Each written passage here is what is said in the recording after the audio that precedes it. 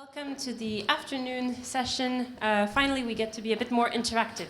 We're in a smaller group, so now we really will be hearing from a few very, very interesting speakers who have been involved in the project in different ways, and then we also want to hear from all of you as well in the room. My name is Madeleine Coste, and I'm the head of food policy and projects at Eurocities. We helped co-organize this event today. And for those of you who don't know, Eurocities is a network of over 200 major European cities. And we do two main activities. We do advocacy work, so that's why we're here today in Brussels, bringing the voice of cities to European decision makers. And the second big activity that we do is that we organize peer learning programs, because we truly believe that cities can learn so much from each other, so many different arguments, knowledge, and they can also get a lot of motivation and other wonderful things from each other. Our role in Food Trails has been to lead the work on knowledge sharing, so this is why I'll be moderating the session today. And let me introduce all of our speakers here. We have to start, I'm going in order of who's going to be speaking. Marijke from Wageningen University, who's been one of the researchers who has been following the replication process of food trails since the very beginning. We have Claudia from Funchal, Mette from Copenhagen, Filippo from the Milan Urban Food Policy Pact, and Kathy, who's been involved as one of the Cascade cities, which I'll be explaining a little bit how they benefited also from the program. So, our role in the project, like I said, has been to organize peer learning programs, including visits for cities, facilitated by Eurocities, but also facilitated and we gained the expertise of researchers who are there at every stage of the way, looking at, well, bringing first of all their expertise, but also helping to monitor how well this replication process was ongoing. And Eurocities has developed many different types of peer learning programs and methodologies over the years, not just on food systems, but on other topics as well, like mobility or climate or culture and tourism, that range from programs that involve more mentee and mentor relationships or more peer-to-peer. So we offer really a broad range of peer learning activities like this. So if we go to the next slide, yes, this one. Here we try to represent a little bit how we are sharing the knowledge of food trails over the last years. I'm going to stand up because I can't really see. But the first one is there was a lot of knowledge sharing at the local level. But then over the years we organized different activities and replication activities within the consortium. And then in the third phase of the project, we also shared the knowledge to 26 Cascade cities, because only 11 cities were part of the project. 26 cities were then involved this year, actually, to learn from the 11 cities that were involved. And we're also here, and we're going to be hearing from Filippo about how are we going to be sharing this knowledge also outside of the Food Trails project, outside of Europe, and towards this global network. What else did I want to say? Yes, in terms of here on this slide you can see different cities that were involved in the project. I think it's in orange where you have the partner cities, and in green these are the 26 Cascade cities that were able to apply to the program and were selected because they wanted to learn from all of the activities and the experience of the Food Trails program. And on the following slide, you can see how we organized in the first phase of the project all of the replication activities between the 11 partners. So, for example, Funchal went to Thessaloniki to learn about their good practices on urban food governance, which was more about food policy councils and stakeholder engagement. Copenhagen hosted Milan with an exchange about public procurement, because we know Copenhagen has been doing a lot of work on public procurement and has developed some very interesting methodologies and rules there. So what did these replication activities include? Not only a visit, but it includes all of the work before the visits. So looking at what are the learning needs of all of the cities, what can, on the other side, what can cities offer as experience that they can share. And like I said before, it wasn't just Eurocities that we have the peer learning methodologies, but also the experts and the researchers who are able to come who were helping in the preparation, but also during the visit, they were really able to push the discussion further and to get cities to think about what can we really learn, looking at, of course, all of the activities and the experience are not directly replicable in different contexts, but the researchers were there to help and think about, okay, but what are the different contexts in which you are? What are the social context that is in your city? What is the political context? And then by looking at these different contexts, what therefore can be perhaps replicated and taken from one city to another. It sounds maybe a little bit theoretical now, but I promise with all of the great examples we have here, you're going to understand very concretely what we mean. For the Cascade program, we indeed wanted to involve 26 more cities in this program, because there was so much wealth developed within the Funchal consortium that we thought, we absolutely need to share this beyond. Here you have some fun pictures from the visits themselves, which were, like I said, really, really enriching, I think, from both points of view, both from the Cascade city that was visiting, but also from the host city. This is something that we heard a few times by the host city, that they also gained a lot. And we also organized workshops, replication workshops, and also a series of webinars, which are actually still public. You can watch them. They're on our YouTube channel. So together we kind of created this package, that we also now want to share also beyond the 26 cities. This is why many of you are here today.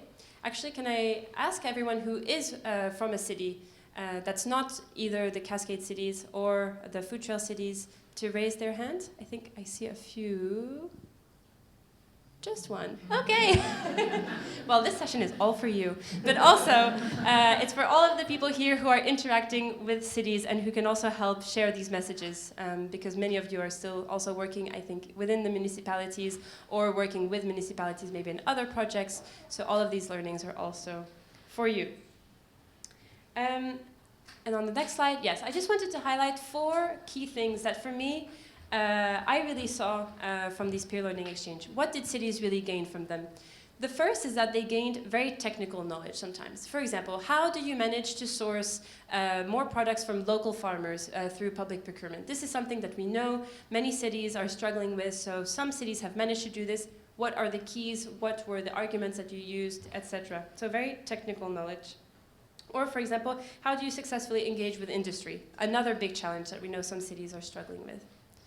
The second thing that I think many cities saw and gained is new arguments. And I mean new arguments on how to convince their local officials or other departments of their municipality on why food should be on the agenda and why there should be core budgets dedicated to food, because this is not yet the case. In many cities, there are very small teams working on food, and we heard time and time again from city officers that they continuously need to convince the other departments that yes, food is actually contributing to all of the different municipal strategies, for example, the climate goals or circularity goals or social goals. So they need these arguments, and they've told us time and time again that these visits help them and empower them to have these arguments. The third thing that I observed is that it was really a two-way exchange. Again, like I said, some of these programs or visits sometimes were a bit more like a city that was a bit newer in their process, coming to learn from a more experienced city. But even in those cases, we really heard, and I'm looking at Bettina because I remember Bettina said this once, that she learned a lot. You learned a lot when Bury, the city of Bury from Greater Manchester, came to visit, and you had found that experience very enriching. And we also heard it from other cities, because they said that by hosting some cities, they had to practice kind of the art of explaining what have you been doing over the 4 years, what has been the impact, and this they found very enriching.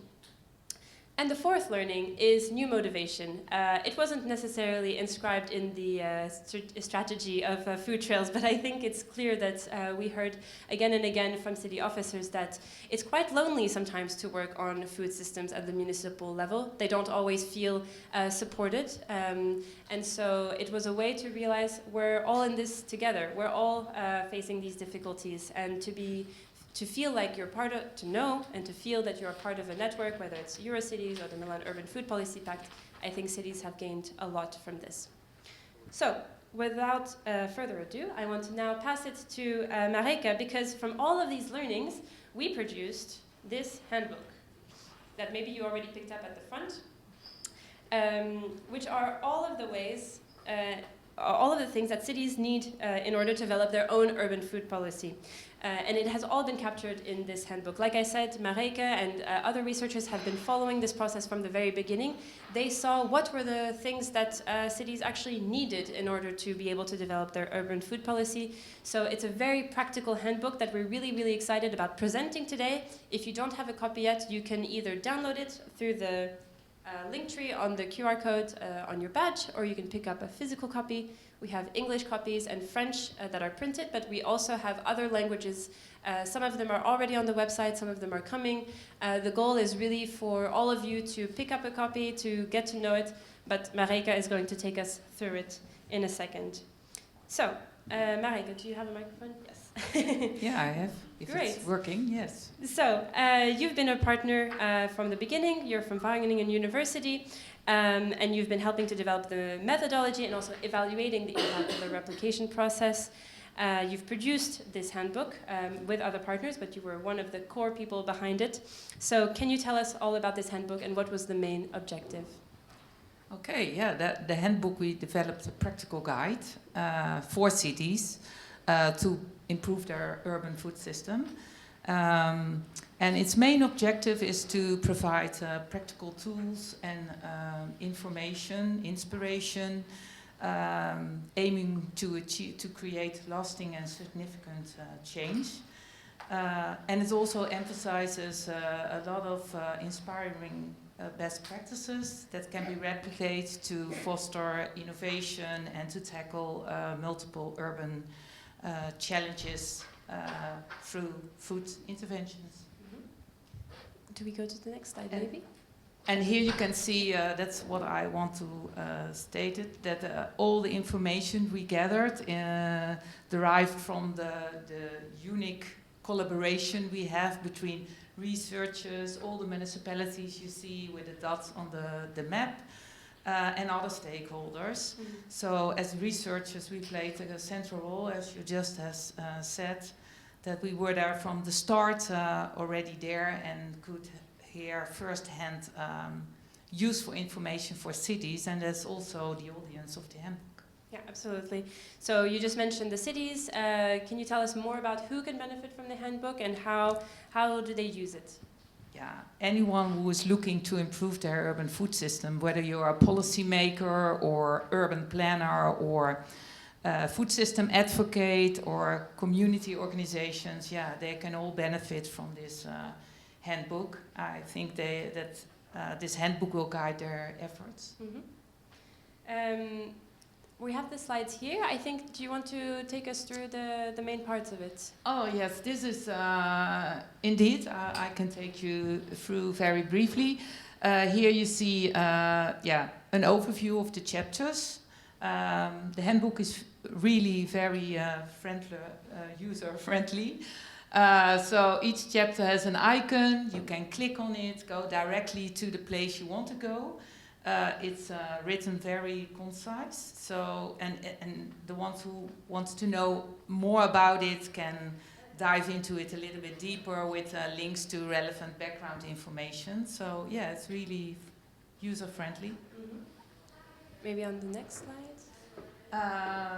Yeah, and here you see the basis of the handbook is the quick scan lens for replication to assess your own city. So it has 6 building blocks which are crucial in replication your city initiatives, and it helps you to expand the scale but also the impact of your intervention, but also to develop a similar intervention at other locations. So here we dive a little bit deeper. For example, in policy organization, it highlights 3 crucial elements, and each element is explained a little bit further, so that you can learn from it. And I see that there's also some very practical examples, I think, that were collected throughout the project. Yes, we highlight best practices, the questions that city officers may have. Food Trail cities have worked on that, and they are categorized along the Milan Urban Food Policy Pact categories. And each category has 3 key questions where cities have worked on. And we elaborate a little bit more on that. Like here you see, for example, Groningen, who worked on social and economic equity. And we also score them on the Food 2030 priorities. So, but yeah, I have to say in doing so, it's not that if you have an intervention, it's only matches with one category and one priority, but of course it's always crossing more categories and priorities if you're working on it.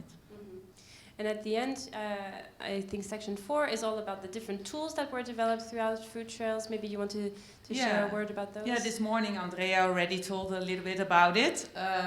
We give also an overview of the tools we have been tested in our project and developed.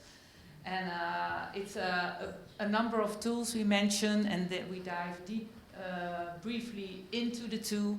And here you can also have links if you want to know more about it. Examples or how to use it, you can dive deeper as a policymaker or urban planner if you want to learn more about it. Yeah, and actually in the next session at 4 o'clock we'll be working again in smaller groups, and you'll have a chance to learn a little bit more about these tools. The workshops are not about necessarily how to use the tools, but we have a few prompts and case studies, let's say, of how to move forward, and we will be using the different food trails tools as a way to support cities and stakeholders in the room about thinking around these challenges. So that's you'll be hearing more about the tools in a moment. Yeah, and of course to finalize, we also have recommendations there. We have 8 recommendations based on researchers and cities' findings. Yeah, and I can only state that this is a very nice handbook which helps cities stepwise or to go towards a better and a more sustainable food system. So, yeah, I hope you can use it a lot. Do you want to share anything about why you think that this handbook is unique? Yeah, I think why it's unique is the combination, I think, of the key building blocks I told you for replication, which is very useful for cities, the inspiring examples and the tools. Together it makes very unique to go forward. Yeah. And I would also add maybe just a thing that, you know, we've all had so many toolkits. We've all been asked to download so many different toolkits, and we don't necessarily know what to do with them. I promise this one is different. It's super interactive. You can go and click. You don't need to read the whole thing because sometimes it can be quite long. But if you have something very specific that you want to hear about or read about, you can go. And also just so you realize that this is really the combination of all of the different key learnings that we saw over the 4 years of really observing the project. This isn't the outcome of a literature review. This is people observing what are the kind of questions that cities actually had when they were going to visit another city. What were the concrete things that they wanted to learn? So yeah, that's just something also I wanted to highlight because I find it very practical. Okay, I think, thanks. I don't know if you want to add anything else, Marijke? No, I hope they all are going to use it. Yes. Thanks, Marijke. And a big well done on producing this big document. Okay, and now I'm going to turn to Filippo, who's going to be talking a little bit about the Milan Urban Food Policy Pact and how indeed we are using many of the, or we intend to continue sharing the learnings from food trails outside of just Europe and the consortium. Absolutely, thank you. And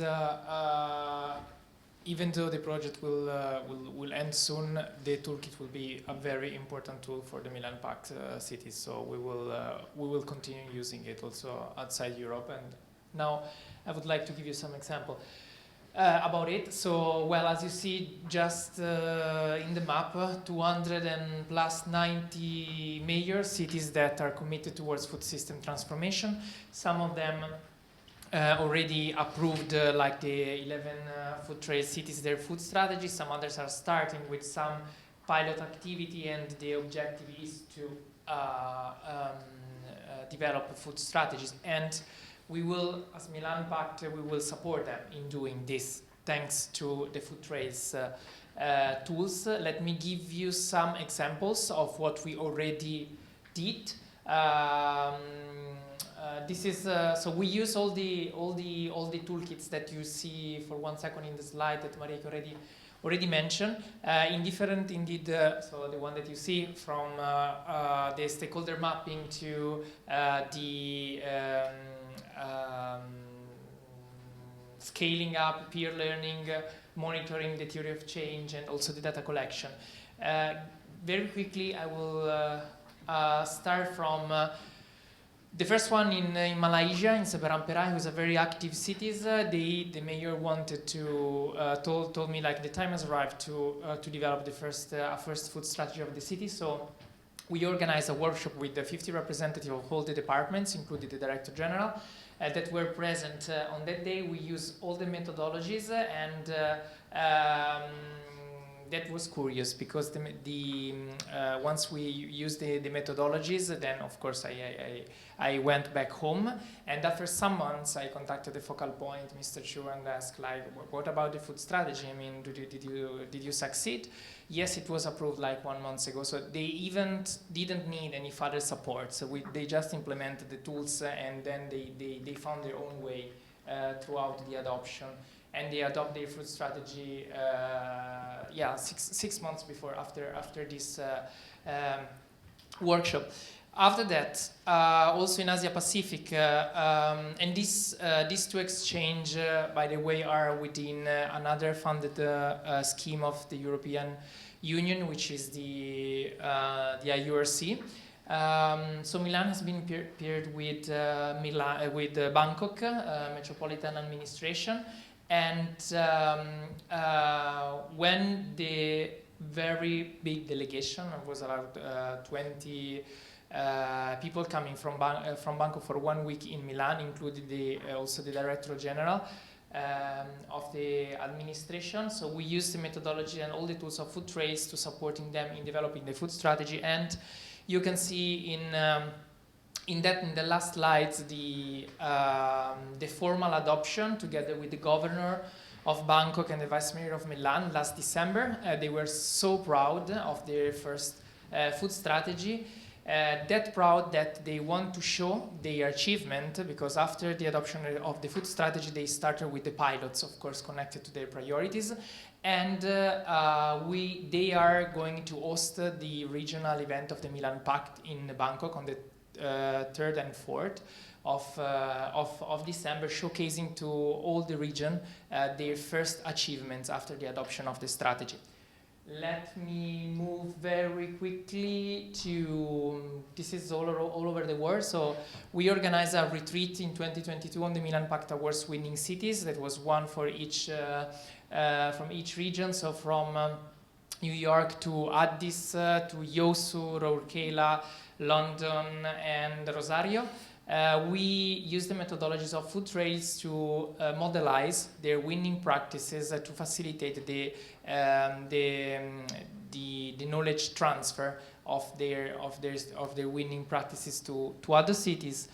And we also use all the tools to facilitate the adoption of a food waste reduction action plan with the 5 European cities and 5 US cities, also that we also hosted in Milan.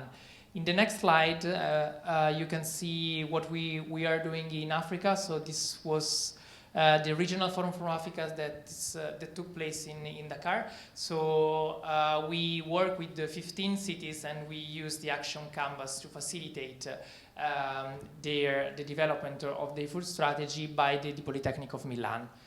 And yeah, this is the most recent one, very interesting. So together with the ASEAN, which is the it's like the European Union for Asia Pacific, we organize a summer school for 30 cities of the Milan Pact to develop, to pilot or improve their school meals program, which is a priority for the region.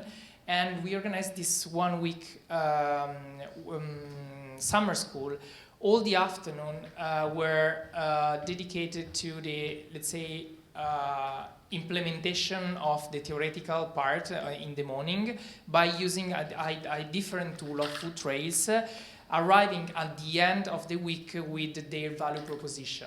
And this will be, the value proposition of these cities will be at the core for the next step of the project, because there will be then a selection of the 3 winning cities, and we will support them in the implementation of their strategy. These are just some picture of those workshops that took place in the afternoon. I think you are very familiar with these tools. And I think that's it. So very tangible examples, and I promise you that we will continue to use them also shortly, also in South America. Thank you. Oh, that's super interesting to hear. Thanks a lot, and very inspiring.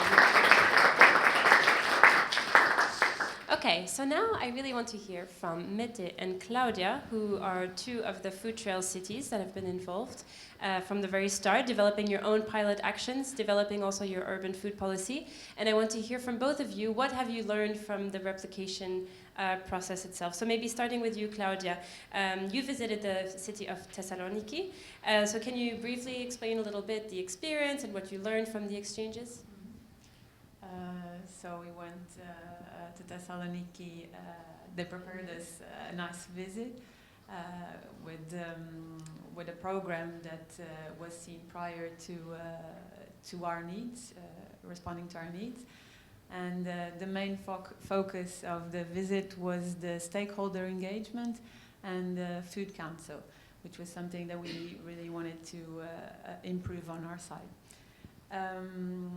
We had the assistance of... sorry? Yeah? Sorry. We had the facilitation of Eurocities, of course, and Politecnico di Milano as researchers, but we also had the luck of having a food council specialist that Eurocities provided, focused on food councils. And apart from all the visits we did and all the meetings, we then had a workshop on food councils, which was very useful for us. We talked about our expectations, ambitions, and there were some recommendations in the end that, for example, I remember Katrine, from her experience around the world and seeing all the food councils that she worked with, she said that we don't always need to have a formal food council. It can work informally as well, like our food team was working. However, in the meantime, Funchal has implemented a health council where the food sits. It's like the umbrella, and it fits really well, and we feel that it's well placed on our work scheme. And apart from that, other things that we saw in Thessaloniki was how they would give a stage to the stakeholders. So we try to do that as well in Funchal, giving the stage to our partners. We had an event in March, so a few months after the visit, called the First Bread Forum of Funchal, with a big partner, Hotel for Views, and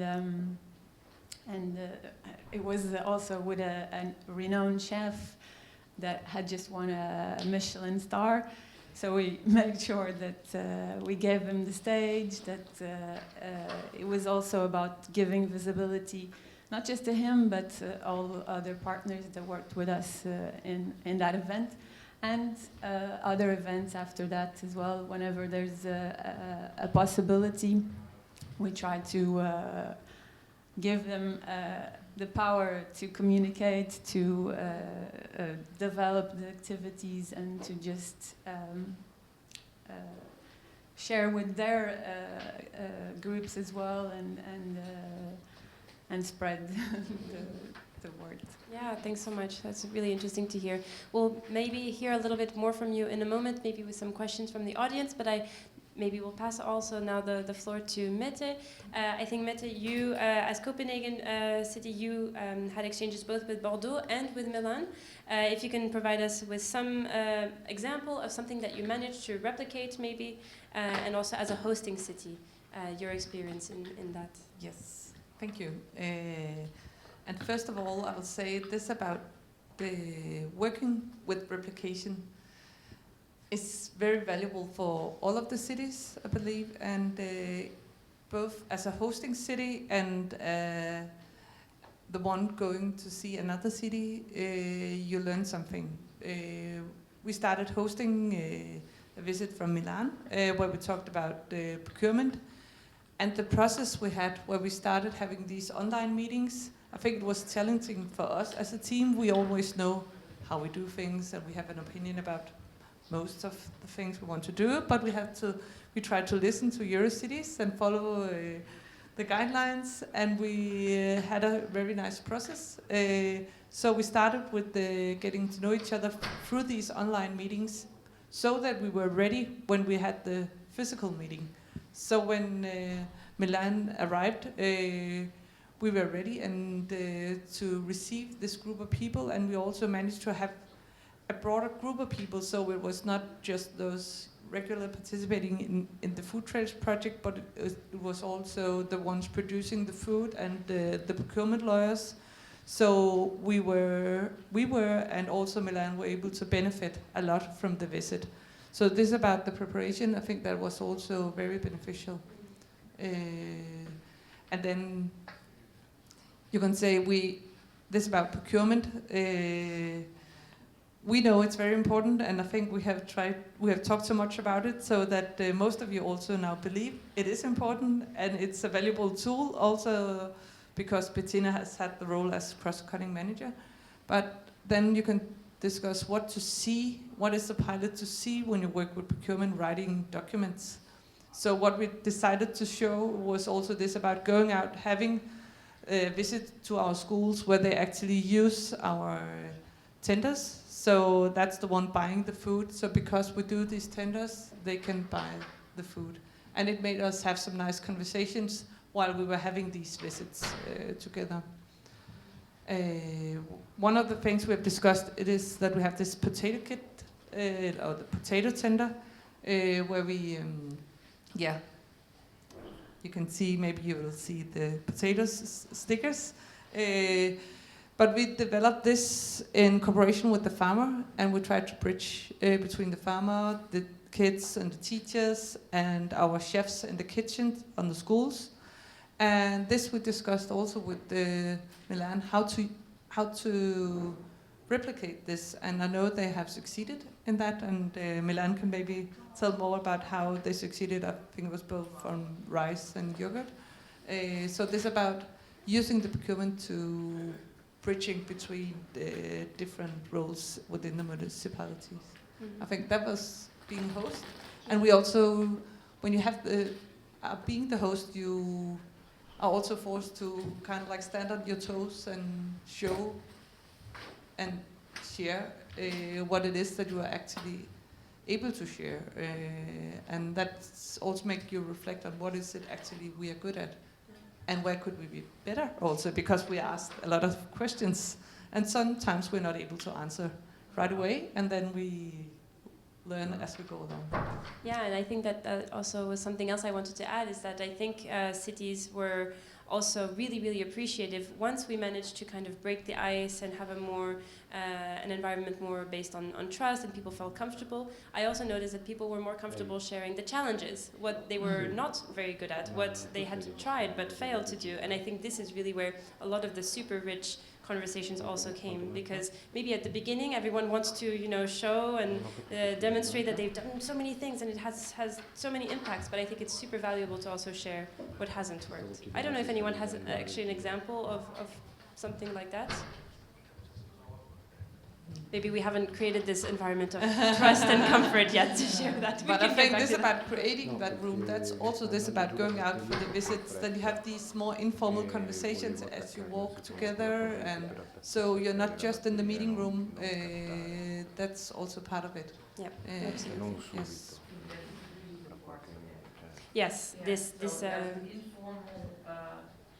the informal exchanges there, you learn a lot from each other. Not the formal ones organized, but really the ones in the evening. You have a talk with someone, and then then there are things happening, and you take things over to your own situation, or and then also being part of these projects, because then you actually go out in the evening, we find a place, what would we like to show from our city? We showed the Absalon, which is an old church that has been rebuilt, and you can have dinner for 10 euros, and it was like the researchers, they were just, oh wow, it's just normal people going here and have a cheap dinner, and it was a nice atmosphere, and they would like to, can we have a book and research more about this? So you're bridging between both this being in the project. It's not only the cities, it's also this about bringing value or inspiration for the researchers. I think we had also. Yeah, absolutely. Okay, thanks a lot, Claudia and Mette. And now I also want to invite Cathy to share, because Cathy is from Ostend, and you've been one of the Cascade cities involved in the program, one of the lucky 26 cities that were part of the program. So can you tell us a little bit about what was the experience as a Cascade city involved in the project? Indeed, we were very lucky to be one of the 26 Cascade cities. Ostende is in Belgium, for those who don't know. We are a coastal city, not very far away. Well, Belgium is small anyway. And we were Cascade city of Bergamo. We were 3 cities visiting Bergamo, and apart from me falling totally in love with Bergamo, but that's another kind of thing, it was very enriching to be there. And I think, it's some of the things that you said was visiting in small groups is so important. I can compare very well with the project I was involved in, Food Shift. Some of you hopefully have heard of Food Shift, which is a family or a sister project of food trails. But we started 1 year earlier, and because of that, we were completely hit by COVID. So luckily we had our first kickoff meeting just before the lockdowns. But then we had a lot of time where I think nearly 2 years that we didn't really physically meet, because some of the partners had very strict rules on meetings. So then we decided, okay, if not everyone can travel, we will not travel. But it was so difficult to get a grasp of what people were talking about on the screen. You know, you have these online meetings, people are explaining what they're doing, but I never really got a feel of what do they exactly mean about with the tree house in Berlin, for instance. How it was a mystery to me. They explained it, but I couldn't get it. And it was only when you really got to go there that you really feel what they are doing. But also, we always met in quite a larger group, and we had not much time left to meet in these bilateral meetings or do exchanges. So I could really feel the value of meeting in smaller groups and have in-depth discussions, like you said, rich discussions, asking questions, and also, keeping in contact with people to really be there. And apart from, the topics that we exchanged on, one of them was education. We had a nice guided tour in one of the educational gardens in Bergamo, which was very inspiring for me and for the educators that I work for in my city. But what was also very good for me to see is how Bergamo, when putting up their food strategy, gathered the data as a basis for putting up the food strategy. And it might seem logical to do this, but when I started working on Food Shift and started to think about food strategies, we didn't have a lot of data. And so this was not some of the things. It's in your guidebook to gather data. It's one of those elements.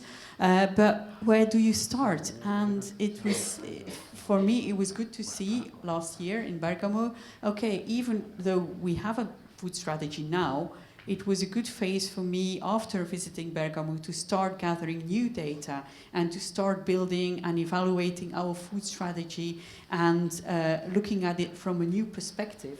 So I think also that perspective was very interesting for me. And it has been said, but I think we just need to emphasize how important it is to help each other and to share each other. He's just walking in the room again, but Andrea, I think you don't know this, but when I just started working on Food Shift, I was like, okay, food. And everything I was reading was or Ghent popped up, or Milan popped up.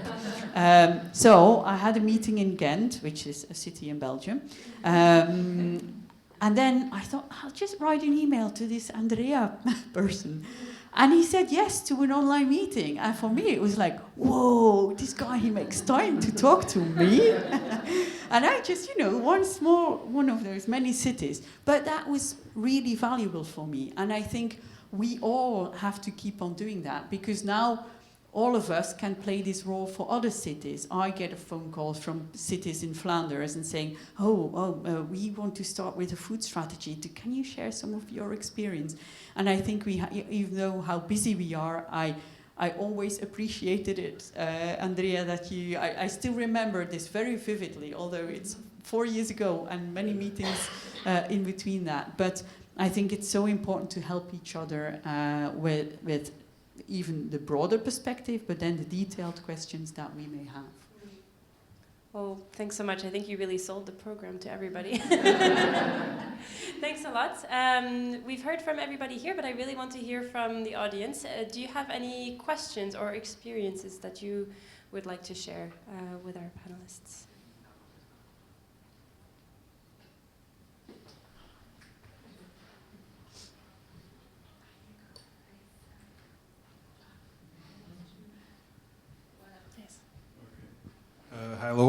Hello, I'm João from Matosinhos. We were a cascade to win Funchal, and I just want to share the experience was really, really great, and we learned a lot. The sharing of the knowledge was really good, and the good practices that Funchal already implanted, it was a big.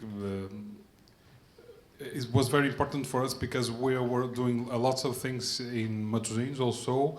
And we were sure by visiting Funchal that we were doing the right stuff. What had happened, we visited Funchal in April, if I'm recalling right, yeah. And we were just organizing a vegetarian festival, for instance, in our city.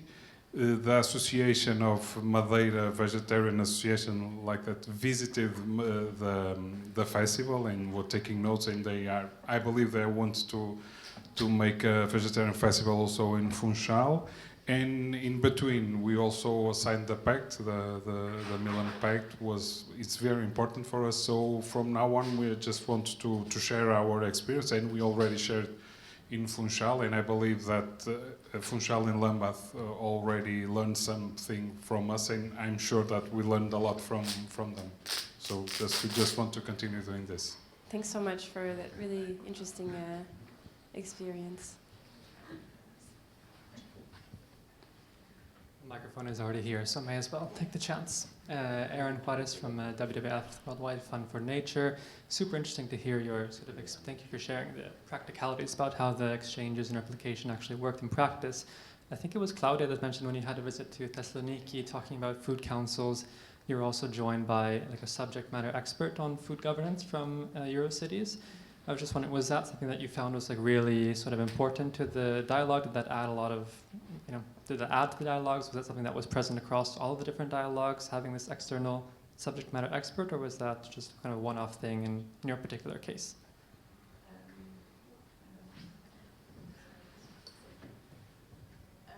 Yes. The Food Council specialist was suggested on online meetings and during the preparation to the visit. And when they offered this possibility, Eurocities, it was, we could say, do you think it would be useful? And we said, yes, please. I think it would really add value to the visit. And I'm really glad she went in the end. And hearing her experience totally out, not totally out of food trucks, but almost like an external view. And seeing what she's hearing about what she's seen and all the the views that she had on Food Council in specific were very valuable.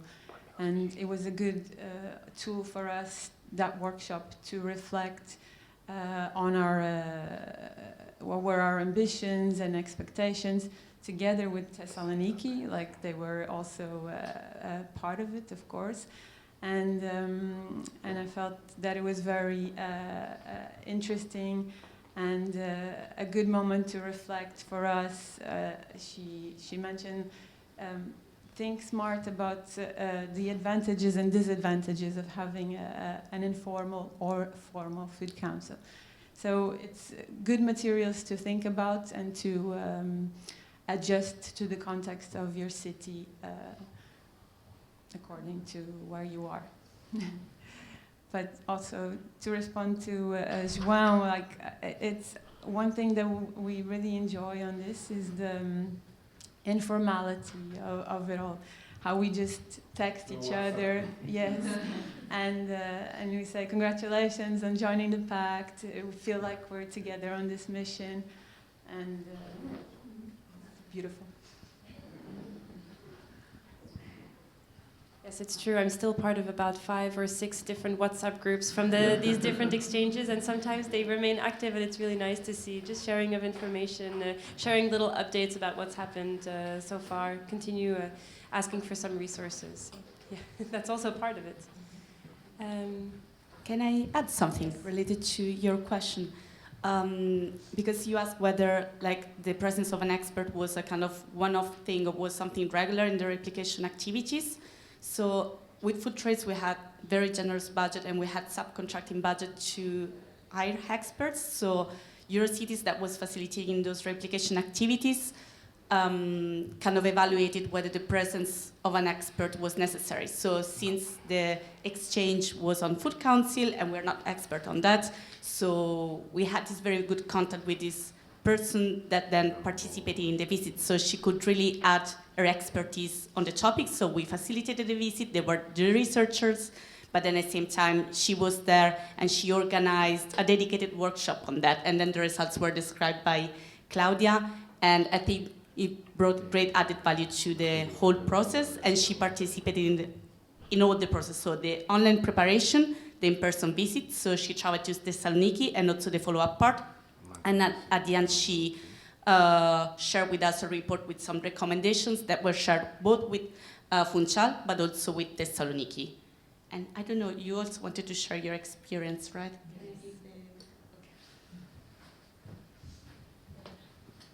Hello everyone, I'm Olga Voutsakaki from Thessaloniki. First of all, I want to say that we were very happy to host Funchal partners in our city.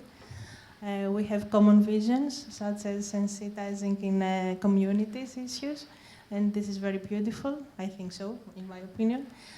So we try to show to our partners how we worked on the 2 pilots of Food Rails project, the Food Policy Council, and the awareness of the communities on nutrition and urban agriculture initiatives.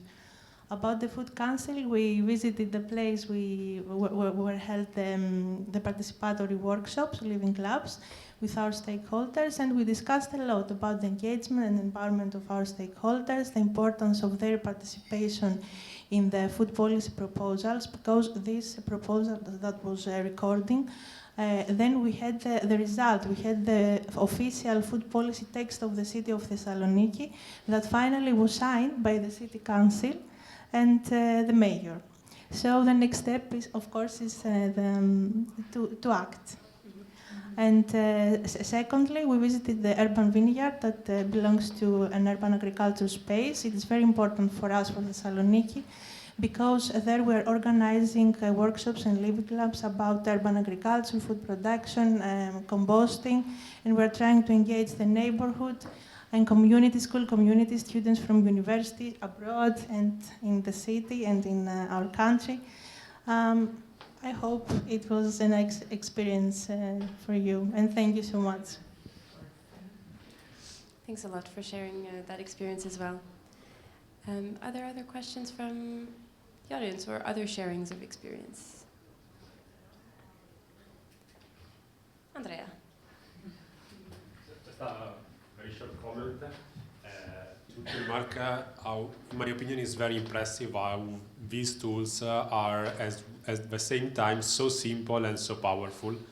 When we, as Filippo mentioned, also all the cities out of Europe, so maybe with less experience of using tool like as we are doing many times in Europe.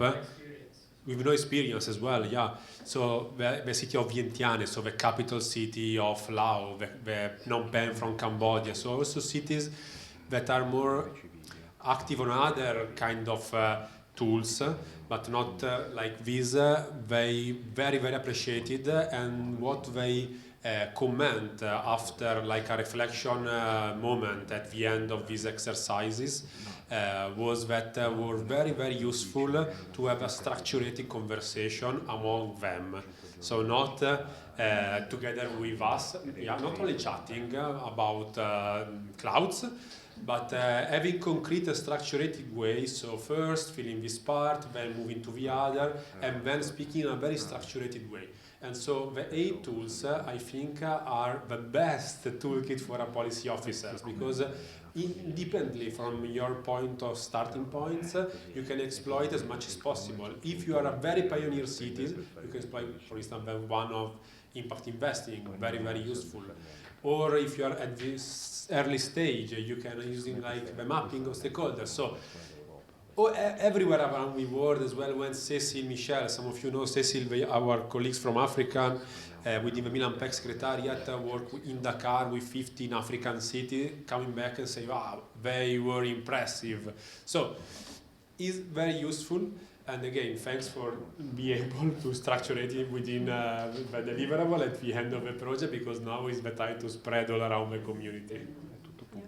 No, thanks a lot, Andrea, for this. And actually, I wanted to ask a question a bit like this to Filippo. If you can explain a bit more some of the concrete aspects of the tools, maybe of Funchal, that you're really bringing to other regions on top of maybe adding to what Andrea said. And any things that maybe didn't work, that you're not bringing there.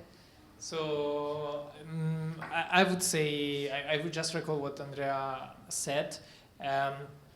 The very good thing is that we use the same tools for cities that were advanced, so improving maybe some aspect of our specific policy, and cities that have no idea of anything about food policies, and it worked in the 2 cases. We forced, in a good way, let's say, cities to stop and think in a structured way. We arrived like they developed the vision of they want to do, but at the same time they reach concreteness. I mean, we were discussing about the daily meals that they want to have in the schools, starting from the value proposition. So those tools are very useful for a wide range of situations all over the world. What can be not improved, but a challenge, I would say, is that when contexts are very different, maybe there are some linguistic barriers and way of thinking that are might be different. Like, for example, cities that are not used to work in this way. For example, in the Bandung event, like the summer school, we had 30 cities from 10 countries. None of them were speaking the same language. And very different level of advancement. So we had cities from Cambodia and the Philippines, so very different levels. So we had to train a core group of 20 lecturers from a university that were supporting us with the workshop. This was a little bit a challenge, so we had to prepare it in advance, both for kind of language barrier and cultural barrier, but maybe in the future we can also think to translate them in some languages. Thank you. Thanks a lot, Filippo. Yes, Mette. Just back to Europe, because I think we can have the same challenges within a municipality where we have we not only work on one project in our municipality, so we have many activities, and we have the daily activities which always are there in the municipality, and we were not used to work in the project way.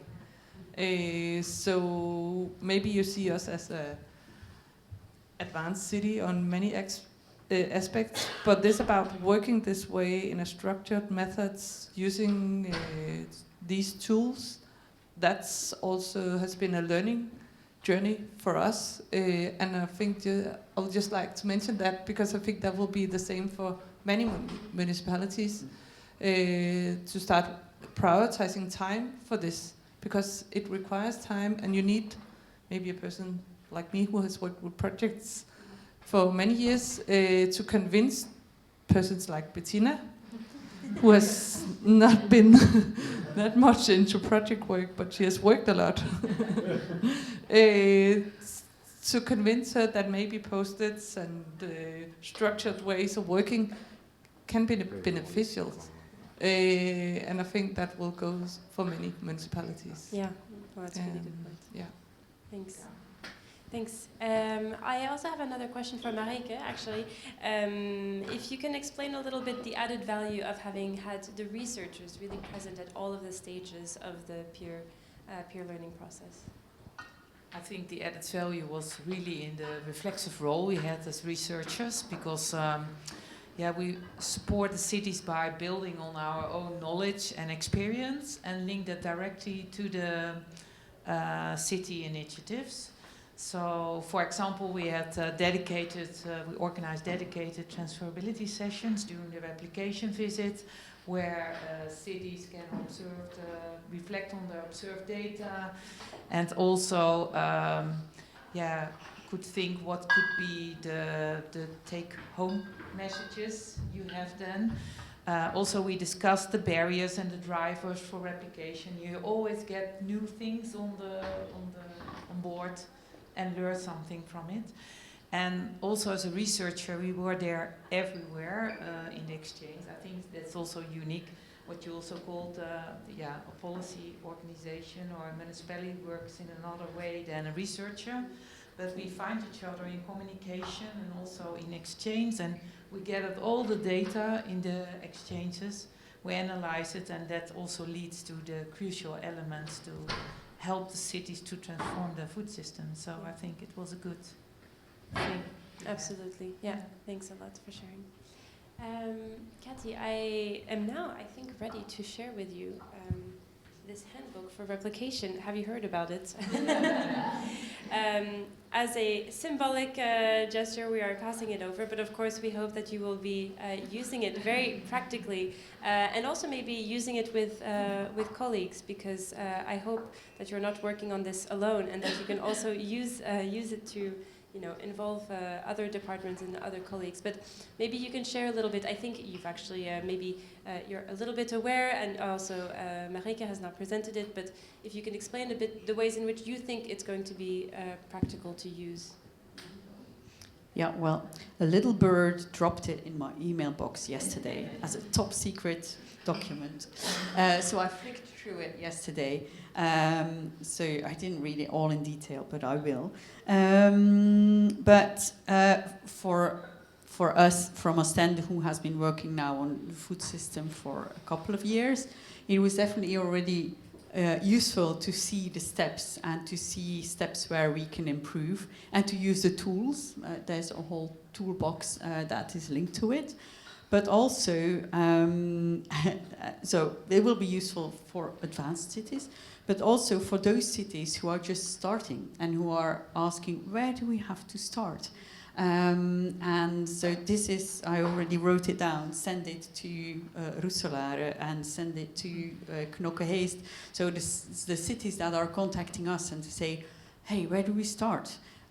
So I think it's very valuable for everyone to have a look at it. And if there are any tools that you don't find in here, go to the Food Shift Transition Toolkit. If I make some promotion for Food Shift too. But we don't have a nice publication like this from Food Shift. And I think here it's very valuable it has been said, but I think for people who are not aware about these Horizon programs, this has been driven very much from the cities, and you feel that. You really feel it, that it's been driven by cities. And I love scientists. I'm a scientist myself by training, but sometimes you could feel that in food shift there were a bit distant. There was a big distance between we call the real life situations, and I think this is something that was extremely successful in food trails. You did good. You did good. Yes, and to feel how it is to work in a city and to try and translate that to a framework that is scientifically sound and that is supported by data and by arguments and by methods. So yeah, well done. Yeah, and maybe to add that it's in 8 languages, huh? Yeah. You have said it already or not? I didn't say the number. I said there were many languages. It's many languages, but I think it's good to say that because you speak French maybe or Dutch, and you have now the English version, but there are a lot of versions to use. Yeah, absolutely. I think we have time for one last question. If someone has any last one, Anja, of course.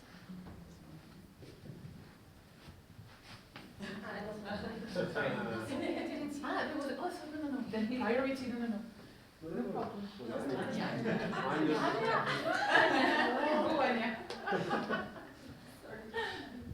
I was actually curious, following up from the Dutch, how are you planning to bring this maybe to other Flemish cities or Dutch cities, or same for Portuguese cities, because I know you can also achieve a lot at national level.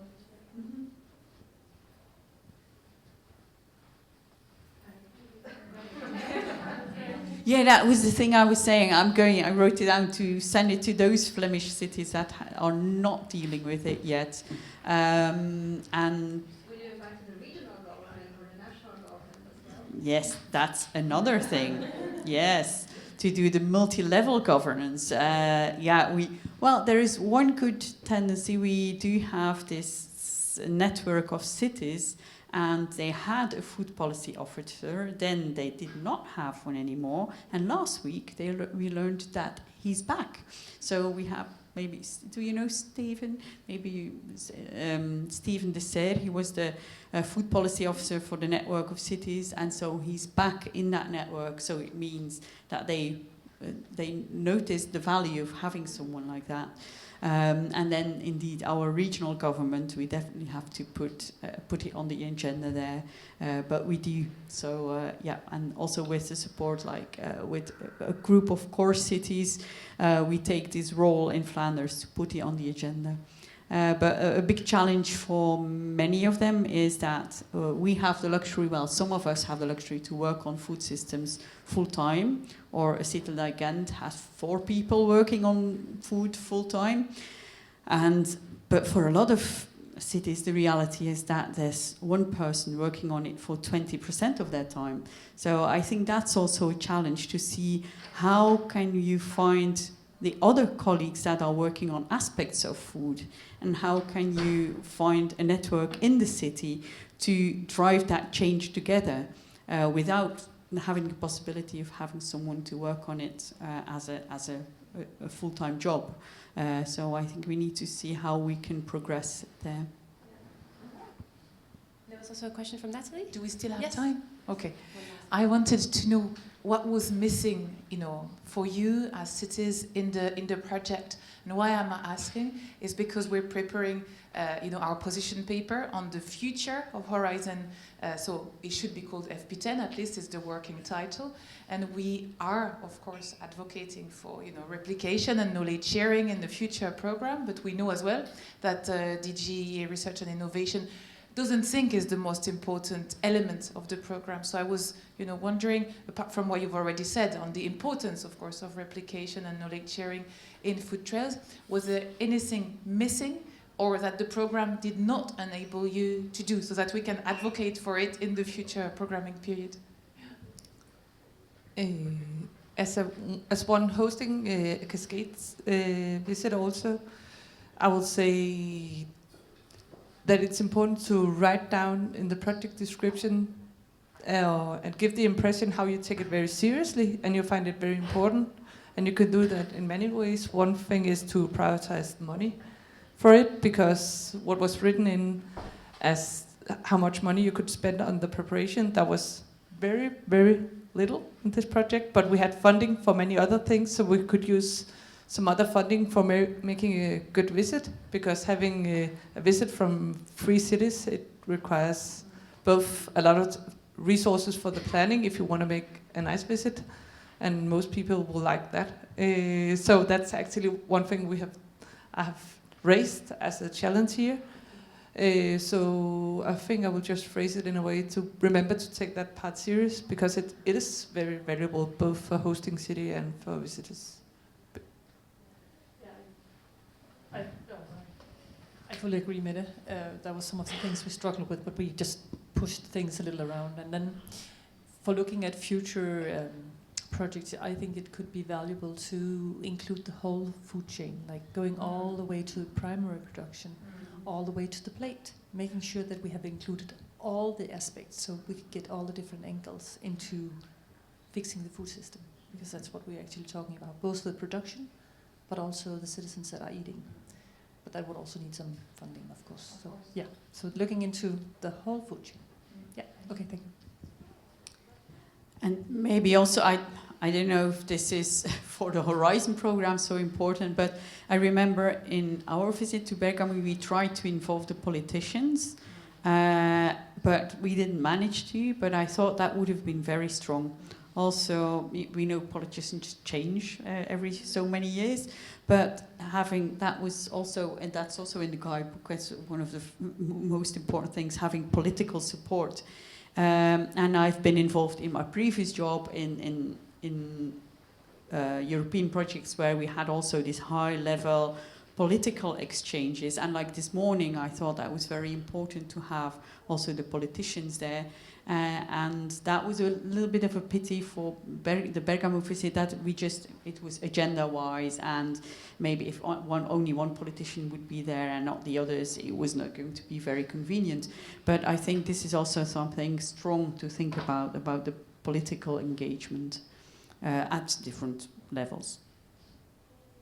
Yeah, thanks a lot. I've heard this also. I had a very interesting conversation a few weeks ago with someone who was kind of coordinating a network in Brazil, and who was saying that they were organizing a similar peer learning exchange where they also had always one politician and a policy officer from different departments as well. So not only one political representative and one non-political, but also from 2 different departments. And they said that that was something that they found very, very valuable in the exchanges indeed. So I want to thank everybody. We're reaching the end of the session. We have a short coffee break before the next workshop, so I don't want to shorten too much the coffee break. But thanks so much to all of you. Thanks to everyone in the room. I don't know if you've already scanned the QR code on the back of your badge, but there's a lot of resources there, because there's the handbook, but there's also a final publication. There's also the link to 2 very interesting interactive deliverables that we have, which are the webinars, but also the podcast. We have a series of podcasts that's coming out, where I think we've already published episode up to 6. There's 2 more coming out. And Andrea is miming something to me, and I don't know what it means. A picture of anything? Here. Yeah, the purple. There's also, yes. On the QR code you can find all the pictures of today. Because we have a fantastic photography team that's already uploading everything online. And what about the videos? And the videos are also being published. They're all on the Food Trails and Milan Urban Food Policy Pact websites. So there's a lot of resources. We're going to try to combine everything in an even more manageable format so everyone to receive. But there's a wealth of information out there. So I hope that we gave you the desire to go and explore more. So thanks a lot.